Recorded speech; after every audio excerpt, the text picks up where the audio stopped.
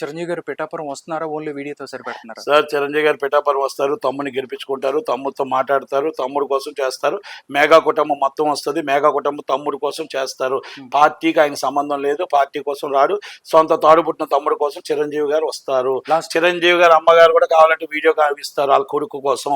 ఎందుకంటే నీతికి నిజాయితీకి మారు పేరు ఒక రాష్ట్ర అధ్యక్షుడిగా ఆయన చేస్తున్న సేవలు, 10 సంవత్సరాలు పార్టీ నడిపినది, ఒక ఆలోచనలు ఆయన మంచి ఆలోచనలతో ఉన్నారు కాబట్టి తల్లి ఆశీర్వదిస్తుంది, వదిన ఆశీర్వదిస్తారు, అన్నయ్యలు ఆశీర్వదిస్తారు.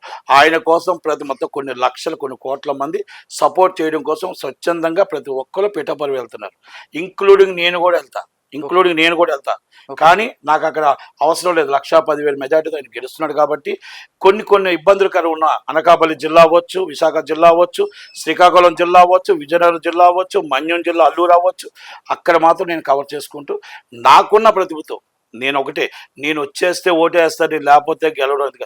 టీడీపీ ఆల్రెడీ గెలుపు అనేది ఖాయం. కానీ నా వల్ల 10 ఓట్లైనా టీడీపీకి ఉపయోగపడుతుందా? నా వల్ల ఒక 10 మందికి కూటమి వాళ్ళకి ఓట్లు పడుతుందా అని ఒక ఆలోచనతో నాలా నేను కానీ, ఆర్పీ గారు కానీ, ఇంకోళ్ళు కానీ 10 మంది ప్రతి ఒక్కరు చంద్రబాబు నాయుడు గారు వస్తే రాష్ట్రం బాగుంటుంది. రాష్ట్రం ఈరోజు అన్యాక్రాంతం అయిపోయింది. ఈరోజు రాష్ట్రాన్ని దాచుకుంటున్నారు కాబట్టి ఈ రాష్ట్రం పోయి మా రాష్ట్రం రావాలి, చంద్రబాబు రాష్ట్రం రావాలి అని కోరుకుంటున్నాం మేమంతా. పోసాని కృష్ణమురళి గారు మాట్లాడిన మాటలు మెగాస్టార్ చిరంజీవి గారికి ఆపోజిట్గా ఒక మాట్లాడారు, ఈరోజు ట్రెండ్ అవుతున్నాయి. ఏం చెప్తారు సార్, విన్నారా?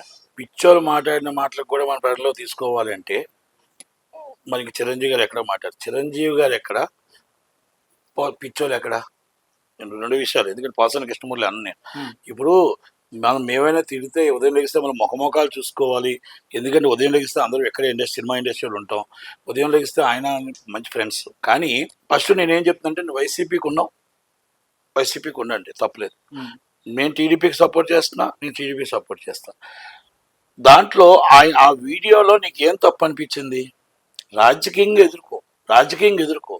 అసభ్యక పదజాలాలతో మాట్లాడి అంతకన్నా ఎక్కువ పదజాలాలు మనం మాట్లాడగలుగుతాం. మీకంటే ఎక్కువ పదజాలాలు మాకు వచ్చు. ఫస్ట్ నేను నేర్చుకున్న తర్వాత మీరు నేర్చుకున్నారు. అంటే మీరు కాదు, మళ్ళీ పోసాని కృష్ణమురళి. మళ్ళీ ఏం చెప్తున్నానంటే మనం ఈ 5 రోజులు అయిపోతే ఎలక్షన్స్ అవుతాయి. ఓటర్ అనేవాళ్ళు నిర్ణయం తీసుకున్నారు. ఆ ఓటర్ ఎవరికి ఓటు వేయాలి అనేది నిర్ణయం తీసుకుంటే ఇష్యూస్ బేస్డ్ మాట్లాడండి. మీకు దమ్ము ఉందా అని అడిగాను. మళ్ళా నీకు దమ్ముందా? పోలవరం ఎందుకు అవ్వలేదు? దమ్ము ఉందా? ఆంధ్రప్రదేశ్లో రోడ్లు అద్దానంగా ఉన్నాయి, నీకు దమ్ము ఉందా చెప్పడానికి? జగన్మోహన్ రెడ్డి గారి తరపున కానీ నువ్వు జగన్మోహన్ రెడ్డి గారు అడిగిన కానీ చెప్పగలవా? ఎంప్లాయ్మెంట్ ఎందుకు రాలేదంటే నువ్వు చెప్పగలిగావా? FDC చైర్మన్గా నువ్వు ఫెయిల్ అయిపోయావు. ఎందుకంటే ఇన్ఫ్రాస్ట్రక్చర్ పెట్టగలిగావా? స్టూడియో పెట్టగలిగావా? నా సినిమా ఫీల్డ్కి ఒక్కటైనా న్యాయం చేయగలిగావా? 160 జీవో ప్రకారం 325 ఎకరాల మా ఇటుగట్లో భీముడిపట్నంలో భూమిని తీసుకొచ్చి ఒక సినిమా వాళ్ళకి ఒక్క ఎకరమైనా ఎవరికైనా ఇవ్వగలిగావా? సినిమా వాళ్ళకి ఒక్కదానికైనా తీసుకొచ్చి మాకు చర్చలు జరిపావా? FDC చైర్మన్ అంటే వారధి. కానీ FDC చైర్మన్ ఇచ్చింది నువ్వు ముగ్గురిని తిట్టడం కోసం ఇచ్చారు. నీకు ఎందుకు ఇచ్చారు? ఒకటి పవన్ కళ్యాణ్ గారిని, ఒకటి లోకేష్ గారిని, ఒకటి చంద్రబాబు నాయుడు గారిని తిట్టడానికే నీకు ఇచ్చారు పోస్ట్ తప్ప నీకు అసలు నేను ఎవరో పట్టించుకోరు. ఒకటి నీ వల్ల వైసీపీకి 4 ఓట్లు పోతాయే తప్ప నీ వల్ల ఎవడు ఓటేయడు. నీ భాష మేము మాట్లాడగలుగుతాం. మేము ఒకటి అడుగుతున్నాం, ప్రజలు నిర్ణయం ఒకటే. నిర్ణయితులు ప్రజలు. నీకు 3,000 వస్తుంది పెన్షను. నీ బిడ్డకు ఉద్యోగం ఉందా? నీ బిడ్డ ఉద్యోగంతో ఉద్యోగస్తుడు అయ్యాడా? నీకు డబుల్ బెడ్రూమ్ ఇల్లు వచ్చిందా? మీరు ప్రశాంతంగా బతకగలుగుతున్నారా? ఒక ఆటో డ్రైవర్ మీకు నెలకు సంవత్సరానికి 10,000 వస్తుంది. ఆటో డ్రైవర్ రోడ్ల మీద చక్కగా రోడ్డు వెళ్ళగలుగుతుందా? మీరు జగన్మోహన్ రెడ్డి గారికి ఓటేయండి. మీ పంచాయతీల్లో పంచాయతీ కరెక్ట్గా నడుస్తుందా? పంచాయతీ ఫండ్స్లో మొత్తం టోటల్గా ట్యాక్స్లు కరెక్ట్గా కట్టి మీకు అది డెవలపింగ్ కరెక్ట్గా అడుగుతుందా? చెత్త పన్ను వేస్తున్నారా? చెత్త పన్ను ఇవ్వకుండా ఫ్రీగా ఇచ్చాడా? ఇవన్నీ కూడా వాలంటీర్స్ మీ దగ్గరికి వస్తున్నారు. వాలంటీర్స్కి ఒకటే చెప్తున్నాం, మీకు చంద్రబాబు నాయుడు గారు వచ్చిన వెంటనే 10,000 రూపాయలు మీకు కంపల్సరీ ఇస్తాడు. అది వైసీపీ కార్యకర్తలకు ఎవరు? నిజమైన వాలంటీర్స్ అందరూ ఉన్నవాళ్ళు. రిజైన్ చేసి వెళ్ళిపోతున్న వాళ్ళందరూ వైసీపీ కార్యకర్తలు. వాళ్ళు మేము ఎన్నికల కమిషన్కి ఏదైతే చెప్పామో అది నిజంగా వాళ్ళు వెళ్ళిపోతారు. దాంట్లో వాళ్ళు ఒప్పుకున్నారు కూడా. ఎవరు? ధర్మన ప్రసాద్ గారు, దువ్వాడ శ్రీనివాస్ గారు, మన పేరు నాని గారు. ఎస్, మా కార్యకర్తలకే మేము వాలంటీర్గా ఇచ్చామని అంటే ఒప్పుకున్నారు. చెప్పగానే చెప్పారు, ప్రజలందరూ డేటాలో మేము పెట్టుకున్నాం, వాళ్ళ డేటాలో మేము ఏమైనా ఉపయోగించుకుంటాం. అది ఇంకా మేమేమంటున్నాం అంటే పోసాని కృష్ణమురళి గారు ఉమ్, దీని మీద సమానం చెప్పండి. ఒక చిరంజీవి గారిని తీసుకొని వెళ్ళి చిరంజీవి గారి దగ్గర ఆ రోజు మీరు ఉండేటప్పుడు మీరు కూడా ఉన్నారు. ఆయన వెళ్ళి మా ఇండస్ట్రీ కోసం మా సినిమా పరిశ్రమ కోసం రిక్వెస్ట్ చేశాడు, మాకు ఇది చెయ్యండి సార్ అని. అది రిక్వెస్ట్ చేసిన దండం పెడితే దాన్ని కూడా వీడియో బయటికి రిలీజ్ చేశారు. మరి ఇది ఎంత దాకా కరెక్ట్? అంటే ఇది జగన్మోహన్ రెడ్డి గారికి తగునా మీకు తగునా? మీరు సినిమా ఇండస్ట్రీలో ఉన్నారా, మీరు బయట ఎక్కడ రోడ్డు మీద ఉన్నారా? మీరు వైసీపీ కార్యకర్త ఈ రోజు ఉండొచ్చు, మీ కళ మధ్యలో మిమ్మల్ని పెంచింది ఈ సినిమా ఇండస్ట్రీయే మిమ్మల్ని పెంచింది. అందుకే ఎఫ్డిసి చైర్మన్ అన్నారు. ఫిలిం డెవలప్మెంట్ కార్పొరేషన్ అంటే మీరు వారధి, సినిమా వాళ్ళకి గవర్నమెంట్కి వారధి. మా కష్టాన్ని వాళ్ళకి చెప్పాలి, అటు నుంచి వచ్చింది మాకు చెప్పాలి. ఛాంబర్లు మాకు ఉన్నాయి, నేను ఛాంబర్ కౌన్సిల్ జాయింట్ సెక్రటరీగా ఫిలిం ఛాంబర్ ఆఫ్ కామర్స్ చైర్మన్గా నేను మిమ్మల్ని అడుగుతున్నా, ఉమ్, ఒకటే అడుగుతున్నా. మీరు సినిమా ఫీల్డ్లో ఉండి మా సినిమా వాళ్ళే తిట్టడం ఎంత దాకా కరెక్ట్?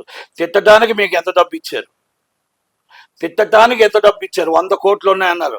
మీరు 100 కోట్లు ఈరోజు దారాదత్తం చేసేయగలుగుతారా? మీరు రూపాయి తీసుకోకుండా నేను మాట్లాడుతున్నాను అంటారు. చిరంజీవి మీకు పర్సనల్గా మీకు ఏమైనా చెప్పాడా? పర్సనల్గా చిరంజీవి గారు మిమ్మల్ని ఏమైనా ఒక మాట అన్నాడా? పవన్ కళ్యాణ్ గారు మిమ్మల్ని ఏమైనా అన్నాడా? సీట్లు అమ్ముకున్నారు, 18 సీట్లు వచ్చినాయి, సీట్లు అమ్ముకుంటే సిగ్గు లేకుండా సీటు చిలకలూరు బ్యాట్కి ఎంత ఇచ్చాడు నేను డబ్బులు? చిలకలూరు బ్యాట్లో ఆడవాళ్ళు చీపురు గట్లతో కొట్టారు. ఏమయ్యా ఆ రోజు చీపురు గట్లతో కొట్టారు. ఎందుకంటే నీకెవడయ్యా ఓటేస్తాడు అని అడిగారు. ఈయన చెప్పాడు మీరు నువ్వు కమ్మోడివి, మీ కాపుల పార్టీలో చేరావు రానివని అన్నారని. అది కాదు, నీలాగా ఇంగిత్తు లేనివాడు, నీలాగా లేడీస్కి మర్యాద ఇవ్వలేని వాడు, నువ్వేం మాట్లాడావో తెలియని పిచ్చోడు కాబట్టి, మెంటల కృష్ణ కాబట్టి, ఆ పిఆర్పి వాళ్ళు నీకు మంచోళ్ళు కాబట్టి నీకు సీట్ ఇచ్చారు. నిన్ను గెలిపించడం కాదు కదా, నీకు డిపాజిట్లు కూడా రావురా బాబు, ఇక్కడి నుంచి పొమ్మని తోసేశారు. ఒక బ్యాగ్ ఎట్టాడు, ఒక సాప్ పెట్టాడు, పరస ఎట్టాడు, నెత్తి మీద పెట్టెట్టుకున్నాడు. అయిపోయిన వెంటనే వచ్చేసాడు.